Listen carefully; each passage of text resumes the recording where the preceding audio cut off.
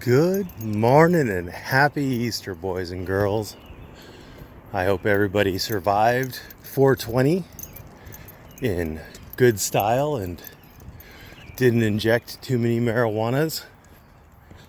That stuff's bad for you, okay? Anyway, I watched a video from Granite State Transparency. Her real name is Jamie Urban. Jaime. Last name is Urban. Urban. Jamie Urban.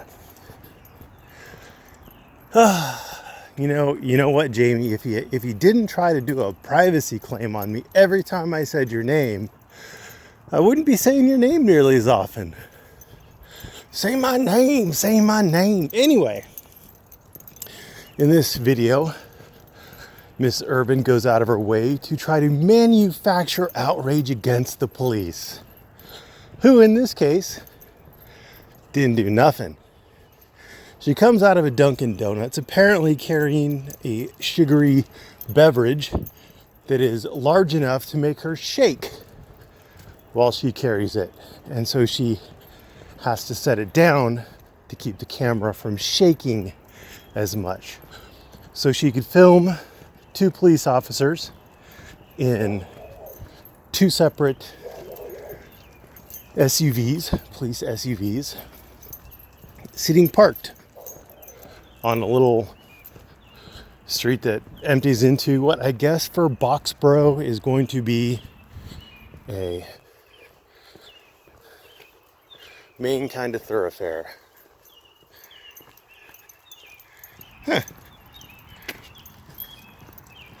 I gotta get out of this neighborhood. Anyway, so they're just sitting there, minding their own business, and she's filming them. This is what your tax dollars are going to. This is what you're paying for. And I'm thinking, and what is your point? We have a few options. Number one, we can have them completely invisible, hiding back at the police station, not being strategically scattered around the area that they're assigned to, making it longer for them to respond to calls. Or maybe we could have them out manufacturing crimes and planting evidence. Would that be a better solution, Jamie? Or when they are not responding to a crime, maybe we could have them just visible, kind of like a mall cop. So the people know that they're there, so the people are less likely to do something stupid. What would you prefer, Jamie, when you're not trying to manufacture outrage? So anyway, she finally builds up the strength to lug her enormous sugary beverage over to them.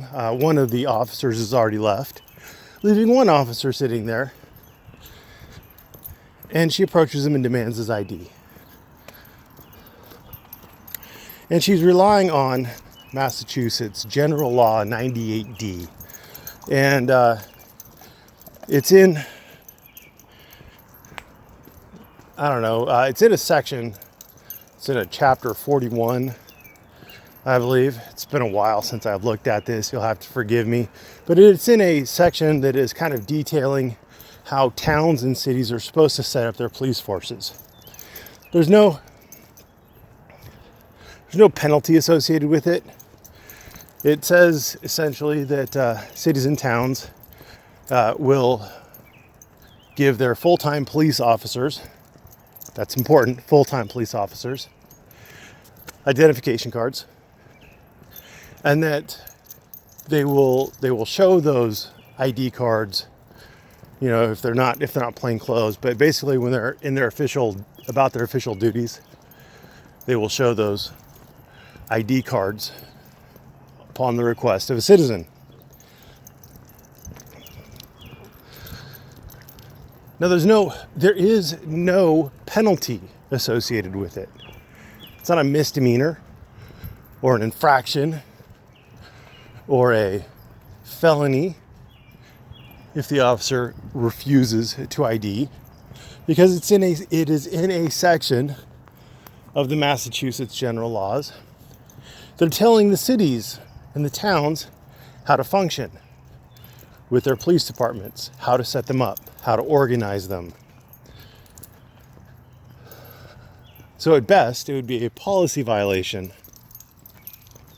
But remember, it has to be a full-time officer. And if you go to Boxborough's city page, town page, it's a township or something, they've got like 8 full-time officers and 9 part-time.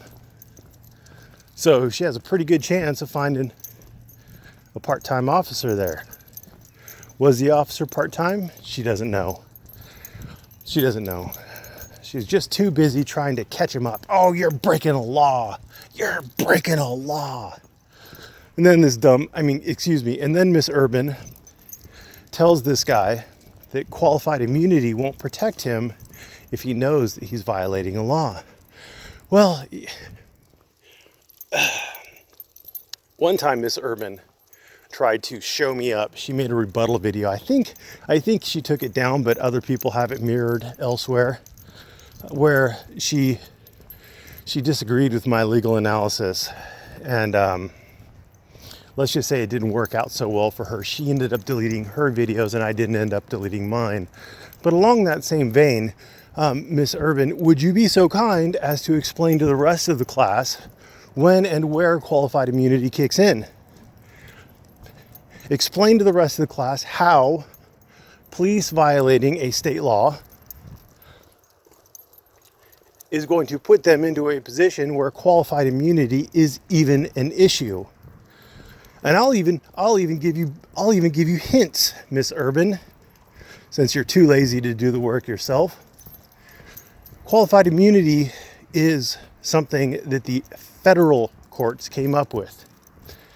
It is a thing that is created by and used in federal courts, because too many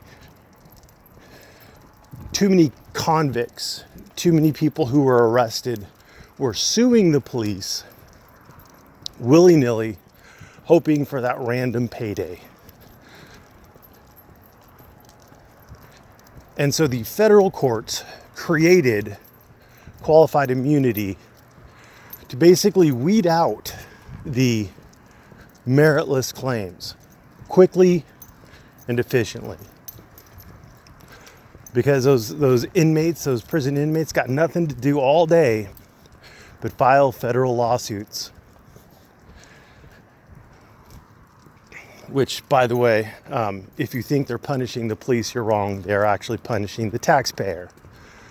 So enjoy. Question why all that money's being spent, and then clap loudly for people like Eric Brandt, who act like an asshole and then file countless lawsuits. He is doing such wondrous good for our community, for our society. Pretty soon we'll all be barefoot and swearing incoherently at random people on the street. That's exactly what I want. Anyway, back to Miss Urban. I don't know if I've given you enough of a hint. So let's just say that you can only get into federal court on these kinds of things on a federal question. And a state law is not a federal question, generally speaking. So explain to us how that officer not giving you his ID is at all going to turn in any way on qualified immunity. How is qualified immunity going to be involved in that analysis? What potential liability do you think, Miss Urban, what potential liability do you think that officer has? Knowing the facts that we know, what potential liability do you think that officer has? So as far as outrage goes, she looked like an asshole approaching the officer, being all demanding, wearing her "Can I talk to your manager" haircut. Typical middle-aged woman who feels entitled. She knows that she's got privilege, so she's capable of approaching the police, and they're going to look at her like a middle-aged woman. She's got that mom bod, all frumpy, dumpy, and lumpy. So she looks older than she is. But the police didn't look like the tyrant. She looked like an entitled, arrogant bitch. But I'm glad she has her little fanboys egging her on, giving her clicks, giving her likes, giving her view time.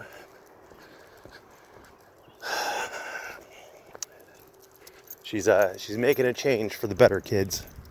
She's going to improve our interactions with the police, because you know what? I was just hoping for the day when I could approach random cops minding their own business and act like an arrogant asshole to them for no reason. Because that's going to be the high point of my life, when I get one over on those darn dirty police officers. Gosh golly. That was a Freeman impression. Anyway, thanks for watching. I hope everybody's having a wonderful Easter. Enjoy it with your family if you can, unless you're Earl, because your family doesn't like you. Have a great day.